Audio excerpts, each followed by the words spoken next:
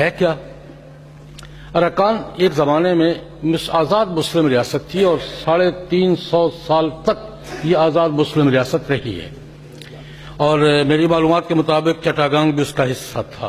جب یہ آزاد مسلم ریاست تھی تو چٹاگانگ بھی اراکان کا حصہ تھا، اور یہ ایک مسلم ریاست کے طور پہ 350 سال گزارے ہیں اراکان نے۔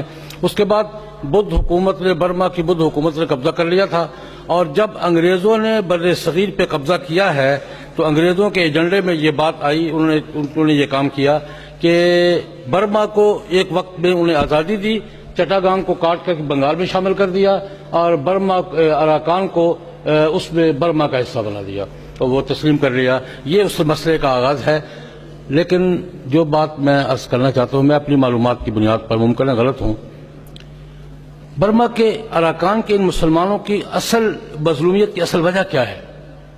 جب پاکستان بن رہا تھا، تقسیم ہو رہی تھی، تو میری معلومات کے مطابق روہنگیا مسلمانوں نے یہ درخواست کی تھی کہ جناب چونکہ بنگلہ دیش کے پڑوس میں ہیں، ہم نئے بننے والے پاکستان کے پڑوس میں ہیں، ایک آزاد اسلامی ریاست رہے ہیں اور ہم متصل ہیں ساتھ، تو ہمیں پاکستان میں شامل کیا جائے۔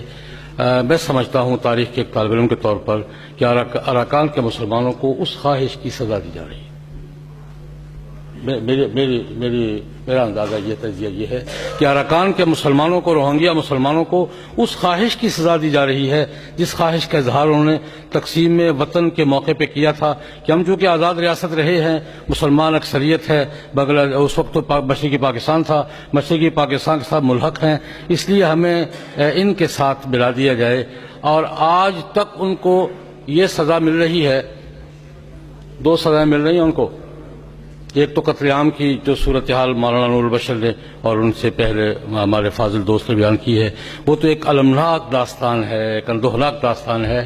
لیکن دوسرا المیہ اراکان کے مسلمانوں کا یہ ہے کہ برما کی حدود میں رہتے ہوئے، برما کا صوبہ کہلاتے ہوئے اراکان کے مسلمانوں کو برما میں شہریت کے حقوق حاصل نہیں۔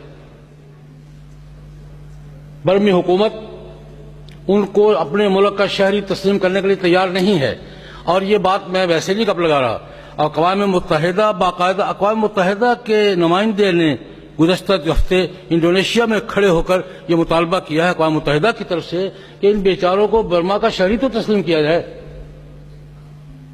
اراکان کے روہنگیا مسلمانوں کا اصل المیہ یہ ہے کہ برما ان کو اپنی شہریت دینے کے لیے تیار نہیں ہے، حتیٰ کہ برما کی وہ حزب اختلاف کی رہنما جس کو عالمی امن اور برما کی انسانی حقوق کے علم بردار کہا جاتا ہے، اس نے بھی ابھی 2-3 دن ہوئے ان سے پریس کانفرنس میں پوچھا گیا کہ اراکان کے مسلمان جو رہتے روہنگیا مسلمان، کیا آپ ان کو برما کے شہری تسلیم کرتی ہیں؟ تو انہوں نے سوال کا جواب نہیں دیا۔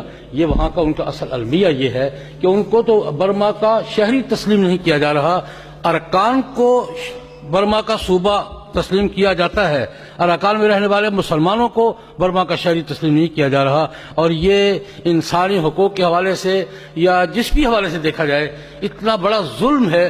قتل عام اپنی جگہ ظلم ہے، لیکن ان کو اس اپنے ملک میں اپنے ملک کا شہری تسلیم نہ کیا جانا اس سے کہیں بڑا ظلم ہے۔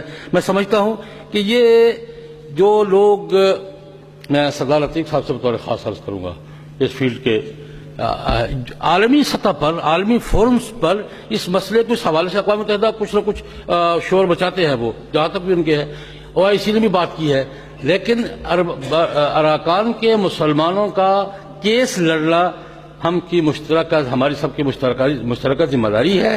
ان کی سیاسی پوزیشن کیا ہے، ان کی حیثیت کیا ہے، اور وہ اس قدر مظلومیت کا شکار ہے کہ ان کا حال پوچھنے کے لیے بھی OIC کے نمائندوں کو نہیں جانے دیا گیا، اقوام متحدہ کے نمائندوں کو نہیں جانے دیا گیا، ان کا حال پوچھنے کے لیے بھی باہر سے نہیں جا سکتا۔ یہ تو میں سمجھتا ہوں ان کا المیہ ہے، مسئلہ ہے، اور ہم سب کی توجہ کا مستحق ہے۔ اور ان کا المیہ کیا ہے، اس پر ایک چھوٹا سا واقعہ عرض کر کے میں اجازت چاہوں گا۔ آپ کو یاد ہوگا جس زمانے میں بوسنیا کے مسلمانوں کا قتل عام ہو رہا تھا، دور آپ کے ذہن میں ہوگا کہ جب بوسنیا کے مسلمانوں کا قتل ہو رہا تھا تو عزت بیگویچ صاحب جو اب بعد میں صدر بنے، اس وقت بوسنیا کے مسلمانوں کے یعنی وہاں کے لوگوں کے غیر سرکاری سفیر کے طور پر یورپ کے مختلف ممالک کا اور اسلامی ممالک کا دورہ کر رہے تھے. جس طرح یہ حضرات ہمارے ارکان کے مسلمان مختلف علاقوں میں جا رہے ہیں. عزت بیگ بے صاحب جو بعد میں صدر بنے ہیں وہ دورے کر رہے تھے, لندن تشریف لائے, ان کے اتفاق سے میں بھی لندن میں تھا. تو وہاں ایک ان کے اعزاز میں ایک سیمینار ہوا اسی مسئلے پر. ہمارے حضرت مولانا شاہ احمد درانی رحمۃ اللہ علیہ اس کے صدر تھے, میں بھی تھا اور حضرات بھی تھے. مولانا شاہ احمد درانی نے ان کو سپاسنامہ پیش کیا اور اس مجلس میں عزت بیگ بے نے جو تقریر کی کہ ہمارا المیہ کیا ہے, ایک جملہ اس نے کہا, بس اس نے کہا ہمارا اصل المیہ یہ ہے کہ ہمارے پڑوس میں کوئی پاکستان نہیں ہے. مجھے وہ اب تک میرے سینے میں کھبا ہوا اس کا جملہ. اس نے کہا ہمارا اصل مسئلہ یہ ہے کہ ہمارے پڑوس میں کوئی پاکستان نہیں ہے, اس لیے ہم بے بس ہیں, بے سہارا ہیں. میں سمجھتا ہوں کہ اراکان کے مسلمانوں کو ہمیں یہ احساس نہیں ہونے دینا چاہیے. ہم پاکستان ان کے پڑوس میں اب نہیں ہے, لیکن کبھی تھا یا نہیں تھا؟ بے شک اب ہم ان کے پڑوس میں نہیں ہیں, لیکن پاکستان ان کے پڑوس میں ایک ربع صدی گزاری ہے. ہم نے, ہمارے پڑوسی ہی ہیں, ہمارے بھائی ہیں. ہمیں ان کا اپنا مسئلہ سمجھ کر ان کے کیس کو لڑنا چاہیے اور عالمی فورمز پر اس کیس کو پیش کرتے ہوئے ان کی وکالت اور سپورٹ کرنی چاہیے. اللہ مجھے اور آپ سب کو اس کی توفیق عطا فرمائے. وآخر دعوانا الحمدللہ. اب آپ حضرات کے سامنے اظہار خیال کے لیے تشریف لاتے